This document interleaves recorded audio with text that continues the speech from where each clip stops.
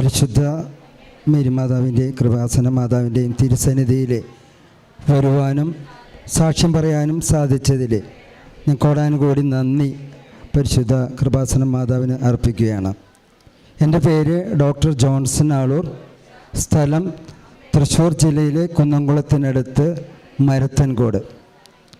ഞാൻ പരിശുദ്ധ കൃപാസന മാതാവിൻ്റെ ഉടമ്പടി പ്രാർത്ഥന ചൊല്ലിയിൽ എനിക്ക് ലഭിച്ചിട്ടുള്ള അനുഗ്രഹ സാക്ഷ്യം പറയുന്നതിനായിട്ടാണ് ഞാനിവിടെ നിൽക്കുന്നത്.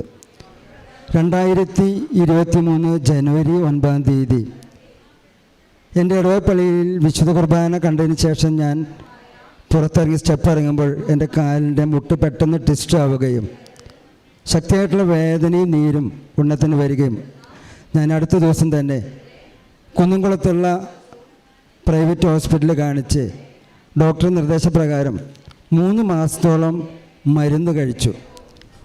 ശക്തിയായിട്ടുള്ള വേദനയും നീരും ഒട്ടും കുറയാതെ വന്നപ്പോൾ വിവിധ ഓർത്തോപെഡിഷ്യന്മാരെ കാണുകയും അവരുടെ നിർദ്ദേശം അനുസരിച്ച് തൃശ്ശൂർ ജൂബിലി ഹോസ്പിറ്റലിലെ ഓർത്തോപെഡിഷ്യനെ കാണുകയും ഓർത്തോപെഡിഷ്യൻ എനിക്ക് സർജറി നിർദ്ദേശിക്കുകയും ചെയ്തു.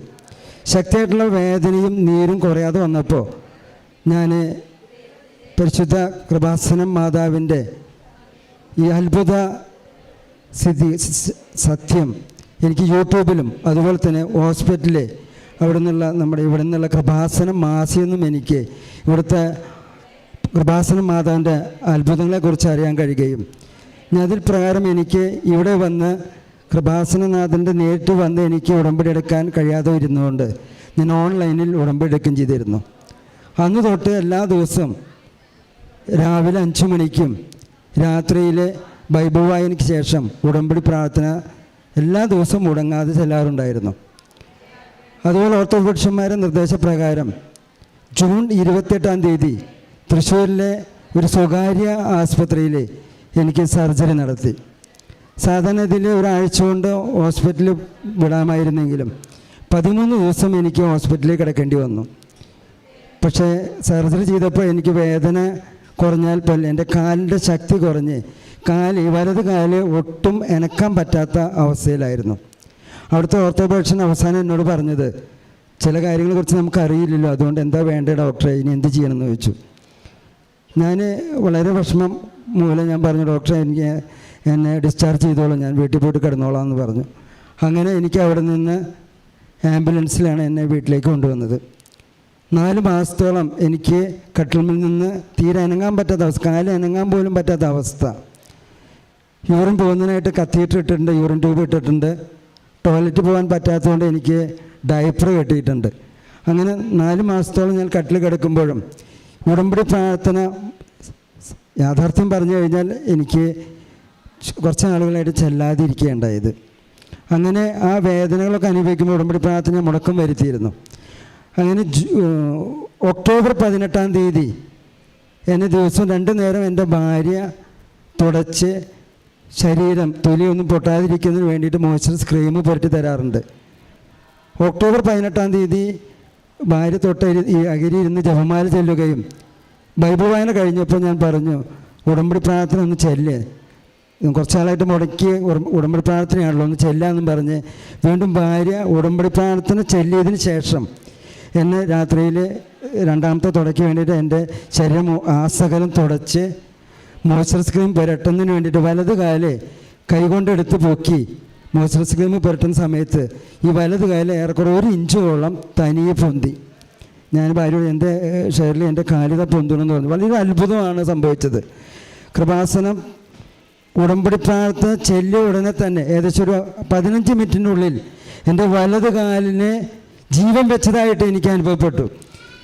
അവിടെ നിന്ന് എനിക്ക് കാല് കുറേശ്ശെ എനക്കാനായിട്ട് കഴിഞ്ഞു.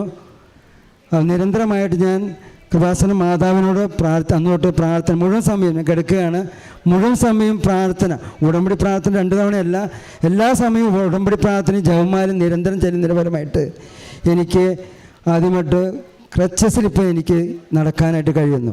വളരെ അത്ഭുതമാണ് സംഭവിച്ചത്. ഡോക്ടർമാർ കൈയൊഴിഞ്ഞ കാര്യമാണ്, നടക്കാൻ ബുദ്ധിമുട്ടാണ്, കാലിൻ്റെ മെനിസ്കസിന് ടിയർ സംഭവിച്ചിരിക്കുന്നത്. MRI സ്കാനിൽ വ്യക്തമായിട്ട് മെനിസ്കസ് ടിയർ സംഭവിച്ചിട്ടുണ്ട്.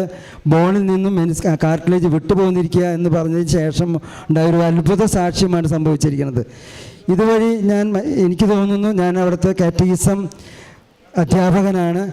ഇങ്ങനെ ഒരു പള്ളിയിൽ നിന്ന് തന്നെയാണ് എനിക്ക് സ്റ്റെപ്പ് ഇറങ്ങുമ്പോൾ കാലിൻ്റെ മുട്ട് തെറ്റിയിട്ട് ഈ അനുഭവം ഉണ്ടായത്.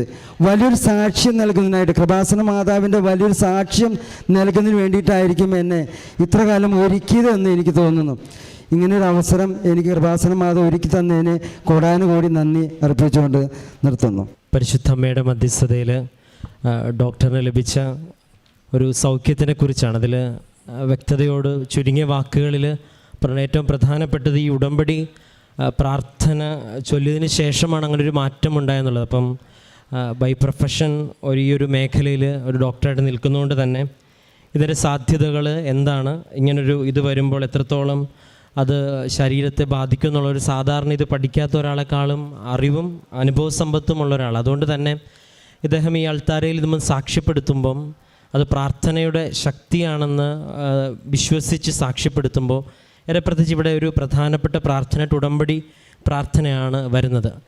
നമുക്കെല്ലാവർക്കും അറിയാം, ഉടമ്പടി പ്രാർത്ഥനയാണ് നമ്മുടെ ഈ ഒരു ആലയത്തിൻ്റെ ഏറ്റവും പ്രധാനപ്പെട്ട ഒരു പ്രാർത്ഥന. ആ പ്രാർത്ഥനയുടെ ഒരു പ്രത്യേകത എന്ന് പറയുന്നത്, അതിൻ്റെ ആദ്യ ഭാഗം എന്ന് പറയുന്നത് പരിശുദ്ധ അമ്മയുടെ പ്രത്യക്ഷീകരണം ആഗോള കത്തോലിക്ക തിരുസഭ അംഗീകരിക്കണമെന്നുള്ള ഒരു ഇൻറ്റൻഷനാണ്. അത് നമ്മളൊരു ഭാഷയിൽ പറഞ്ഞാൽ അത് മാതാവിൻ്റെയും കൂടി ഒരു ഇൻറ്റൻഷനാണ്. കാരണം ലോകമെമ്പാടും ഇത് വണങ്ങപ്പെടണം, ആരാധിക്കപ്പെടണം എന്നുള്ളൊരു ഇൻറ്റൻഷൻ. സെക്കൻഡ് ഭാഗത്താണ് നമ്മുടെ പ്രാർത്ഥന. ഇപ്പോൾ ബഹുമാനപ്പെട്ട അച്ഛനും പറയും, പ്രത്യക്ഷീകരണ പ്രാർത്ഥനയുടെ ഒരു ഭാഗം, ഒരു നിയോഗം സ്വർഗത്തിൻ്റെതും മറ്റൊരു നിയോഗം നമ്മുടേതാണെന്നുമുള്ള. അപ്പോൾ ആ പ്രാർത്ഥനയ്ക്കൊരു ശക്തി ഉണ്ടെന്നുള്ള കാര്യം നിങ്ങൾ കൃപാസനത്തിൻ്റെ ഒരു ചരിത്രം 10-30 വർഷത്തോളം വരുന്ന ചരിത്രം പരിശോധിക്കുമ്പം 2014 ഈ പ്രത്യക്ഷീകരണ പ്രാർത്ഥന മാത്രമാണ് ആകപ്പാടിവിടെ ഉണ്ടായിരുന്നത്. ഉടമ്പടി എന്ന പ്രാർത്ഥന ഉണ്ടാകുന്നതിന് മുമ്പ് ആദ്യം ഉണ്ടായത് ഇതാണ്. ബഹുമാനപ്പെട്ട അച്ഛൻ ഓരോ ഇതായിട്ട് അന്ന് തപസ്സിന് വന്നവരെയും പ്രാർത്ഥിക്കാൻ വന്നവർക്കും കൊടുത്തുവിട്ട് അതവർ പ്രിൻ്റ് എടുത്ത് അടുത്ത ആൾക്ക് കൊടുത്ത് അവിടെ പോയവരും കിട്ടിയവരും പിന്നെ ഓരോരുത്തരായിട്ട് ഇവിടെ തിരികെ വന്ന് ഓരോന്ന് പറയാൻ, സാക്ഷ്യം പറയാൻ തുടങ്ങുമ്പോൾ, അപ്പോൾ ഇതിൻ്റെ ആരംഭ കാലഘട്ടത്തിലെ ഏറ്റവും വലിയ പ്രാർത്ഥന അതാണ്. അതിപ്പോഴും ഒരുപാട് പേരുടെ സാക്ഷ്യത്തിൽ ആവർത്തിച്ച് പറയുന്നതാണ്. ഒരു കാര്യം ബുദ്ധിമുട്ടുണ്ടാകുമ്പോൾ ഞങ്ങളത്, അപ്പോൾ ഇത് ഒരു പ്രാർത്ഥന ചൊല്ലുമ്പോൾ ശക്തി ഉണ്ടാകുമെന്ന് പറഞ്ഞാൽ നമ്മുടെ യുക്തി എന്ന് പറയുന്നത് അതിൻ്റെ ആ പ്രാർത്ഥനയുടെ കണ്ടൻറ്റിനെ ദൈവം ആശീർവദിക്കുന്നുള്ളൂ. അപ്പോൾ പ്രത്യക്ഷീകരണ പ്രാർത്ഥനയുടെ കണ്ടൻറ്റ് അമ്മയുടെ പ്രത്യക്ഷീകരണമാണ്. അപ്പം അതിനെ ദൈവം ആശീർവദിക്കുന്നു എന്നാണ്. അതുകൊണ്ട് തന്നെയാണ് ഈ സാക്ഷ്യങ്ങളെല്ലാം നമ്മളിങ്ങനെ വീഡിയോഗ്രഫി ചെയ്യുന്നതും ഒപ്പം ഇവിടെ ഡോക്യുമെൻ്റ് ചെയ്യുന്നതും. വേറെ പ്രത്യേകിച്ച് ഈ ഡോക്ടറിൻ്റെ സാക്ഷ്യത്തെ പ്രതി നമുക്കെല്ലാവർക്കും കരങ്ങളടിച്ച് പരിശുദ്ധ അമ്മയ്ക്കും തിരുക്കുമാരനും നന്ദി പറയാം. അത്യപൂർവ ദൈവാനുഭവങ്ങൾ ഇനി നിങ്ങൾക്കും സ്വന്തം.